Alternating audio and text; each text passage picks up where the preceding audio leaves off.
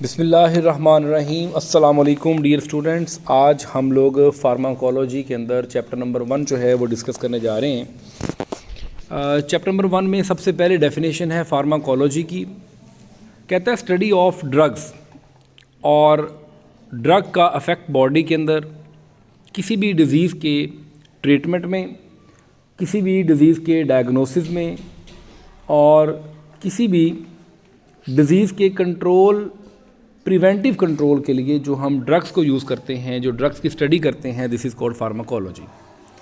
लिखा भी हुआ है कि it is defined as a study of substances that interact with living system through chemical processes and specially by binding to regulatory molecule and activating और inhibiting the normal body process. यानी कि pharmacology में हम लोग normal body process के बारे में study करते हैं, जो सब्सटेंसेस हमारी बॉडी के साथ जो है वो इंटरेक्ट कर रहे हैं। फार्माकोलॉजी की मुख्तलिफ ब्रांचेज़ हैं, जिसमें सबसे पहली फार्माकोकाइनेटिक है, जिसमें हम ड्रग का इफेक्ट देखते हैं।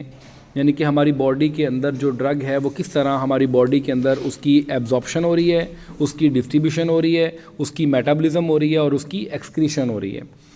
फार्माकोडायनामिक्स को भी स्टडी करते हैं कि हमारी बॉडी ने ड्रग के साथ क्या किया, दिस इज़ फार्माकोकाइनेटिक्स, और हमारी ड्रग ने बॉडी के साथ क्या किया, दिस इज़ फार्माकोडायनामिक्स। ठीक है, दोनों चीज़ों को हम स्टडी करते हैं।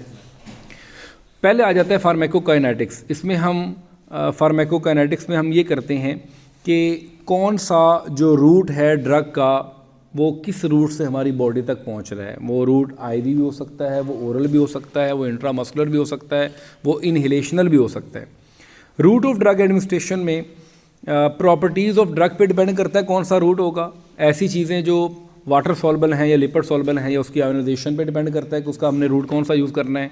और दूसरा उसकी थेराप्यूटिक एक्टिविटी, कि कभी हमें एक्शन एमरजेंसी में चाहिए और कभी हमें एक्शन डिले चाहिए, तो डिपेंड करता है रूट कौन सा होगा दो चीज़ों पे, नंबर 1 ड्रग की प्रॉपर्टीज़ पे और दूसरा थेराप्यूटिक ऑब्जेक्टिव पे। रूट ऑफ ड्रग एडमिनिस्ट्रेशन में ये सबसे पहले लिखा हुआ है एंटीरल रूट, दूसरा पेरेंट्रल, तीसरा अदर्स में आ जाएगा।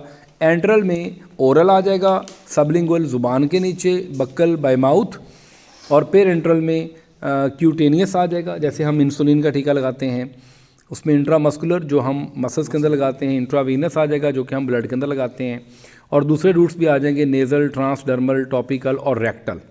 ये मेजर रूट्स हैं बेटा, जिसमें आपने, मैं दोबारा रिवाइज कर रहा हूँ, एंटीरल, इसमें ओरल और सबलिंगुअल आ जाएगा, नंबर 2 पेरेंट्रल, आईवी, आईएम और सबकुटेनियस, और तीसरा इनहेलेशन, इंट्रानेजल और टॉपिकल।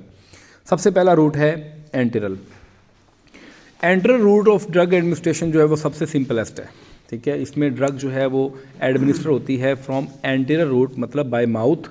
इसमें ओरल और सबलिंगुअल शामिल हैं। ओरल रूट वो है जो बाय माउथ है, जिसमें कैप्सूल, टैबलेट और सिरप आ जाएंगे, और सबलिंगुअल जो है जैसे कैपोटीन है, जैसे ब्रोलाइट है, आप ज़ुबान के नीचे रखते हैं, नाइट्रोग्लाइसरीन है जो कि आप इंजाइना पेक्टोरस में रखते हैं, तो ये आपके पास सबलिंगुअल आ जाएगा। और ये डायग्राम में भी दिखाया गया है कि जो ज़ुबान के नीचे है वो सबलिंगुअल है, और जो हम बाय माउथ ले रहे हैं वो क्या है, बक्कल है। और ओरल रूट जो है इसके बहुत एडवांटेज हैं जी। पहला, बड़ा कन्वीनियंट है, एक्सेप्टेबल है, और सिस्टेमिक एक्शन इससे हासिल होता है, लोकल भी हासिल होता है। और दूसरा, ये स्टीराइल टेक्निक के बगैर भी बनाया जा सकता है। जैसे इंजेक्शन के लिए आपको स्टीराइल होना पड़ता है, यानी कि पूरा इन्वायरमेंट स्टीराइल करना पड़ता है, यानी कि पायरोजन फ्री, बैक्टीरिया फ्री, क्योंकि वो टीका डायरेक्ट ब्लड में जाना है। टैबलेट जो है उसके लिए स्टेरिलिटी टेस्ट पास करना बड़ा ज़रूरी नहीं है, क्योंकि टैबलेट जो है जब आप खाएंगे, जरासीम हुए भी तो आपके माउथ या आपके स्टमक ने उसको मार देना है, जरासीमों को, तो उसके लिए स्टेरिलिटी ज़रूरी नहीं है। फिर dosage form do not require sterility हो गया। कह रहा है कि delivery of the drug into circulation is slow so that rapid high blood concentration are avoided and adverse effect are less. जी, जहाँ पे एडवांटेज है वहाँ पर इस रूट के क्या हैं, डिसएडवांटेज भी हैं।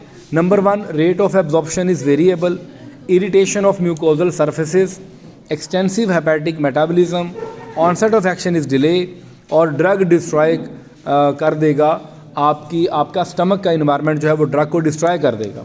मतलब बहुत सी ड्रग आप ओरल रूट में नहीं ले सकते, जैसे इंसुलिन, पिट्यूटरी हार्मोन्स वगैरह, या बेंजाइल पेनिसिलिन, इसको आप ओरली नहीं यूज़ कर सकते।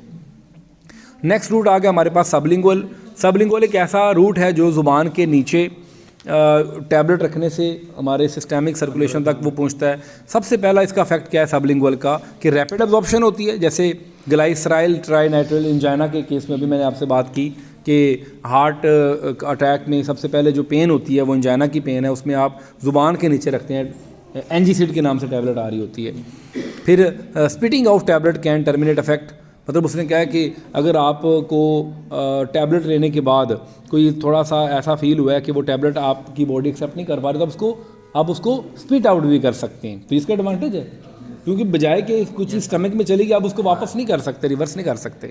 लो इंसिडेंस ऑफ इन्फेक्शन अवॉइड, मतलब इन्फेक्शन का इंसिडेंट नहीं है ना, टीका लगाया है वहाँ पे साइट ऑफ जो पेनिट्रेशन है, तो वहाँ पे आपने देखा है कि अक्सर औक़ात जो है वो बाजू या कहीं और अगर इंजेक्शन लगा तो वो जगह स्वेल कर जाती है। तो जो आप ओरली यूज़ कर रहे हो सबलिंगुअल, तो उसमें कोई इन्फेक्शन के चांसेस भी नहीं है। Avoidance of first pass metabolism, मतलब अगर आप सबलिंगुअल टैबलेट ले रहे हो तो आपके जो मैदे ने दवाई के असर को ख़त्म करना है, जिसे हम कहते हैं फर्स्ट पास इफेक्ट, उससे आप बच जाओगे।